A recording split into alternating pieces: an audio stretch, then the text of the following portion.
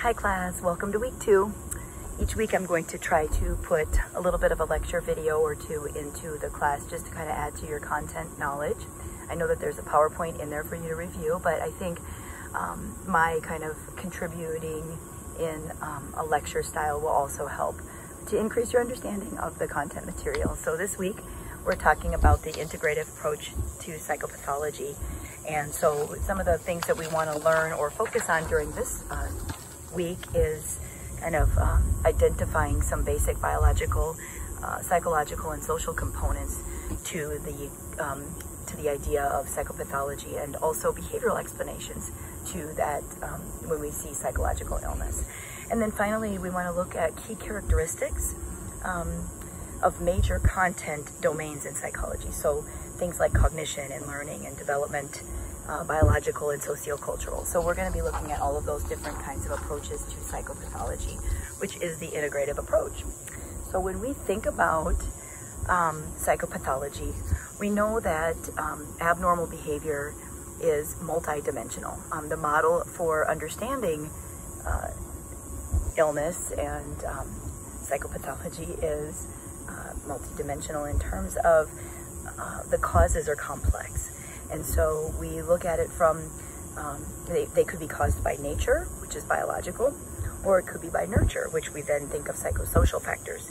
And it both contribute. And so there are some that we look at that are going to be more biologically in terms of their contribution, and others that we'll see more focus on the psychosocial factors. And so when you think about this interaction, we're looking at the genetic contributions, the role of the nervous system, behavioral and cognitive processes, emotional influences to psychopathology, social and interpersonal, and also developmental influences. So when there's infractions in development, we need to consider that and how that's contributed to the illness that we're looking at, usually in adulthood or later childhood.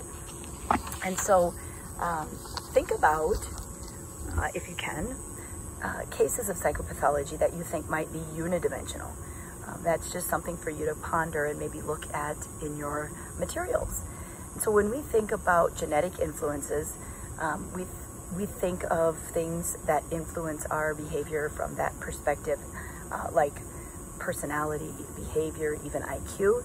And when we look at that genetic influence and it's influenced by many genes all at once, then it's termed polygenetic.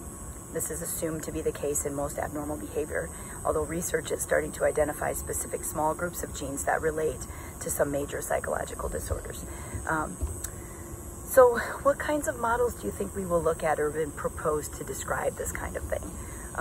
When we think about causal relationships in psychopathology, researchers will look at interactions of genetic and environmental effects. This is what we call the diathesis stress model.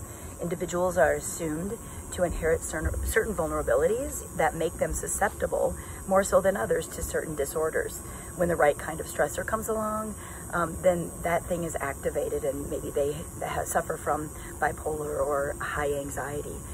In the reciprocal gene environment or gene environment correlation model, the individual's genetic vulnerability toward a certain disorder may make it more likely that that person will experience that stressor that triggers that vulnerability, and then of course the disorder. In epigenetics, the immediate effects of the environment, such as an early stressful experience, impact the cells that turn genes on or off.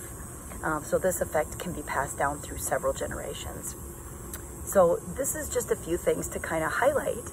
I'm going to try not to make the lectures very long for each one, so I may put another one in, but I wanted to just kind of go over some of those models that we will be reading about and you'll look at in your PowerPoint slides. So enjoy week 2 and make sure you get through your material. Thank you.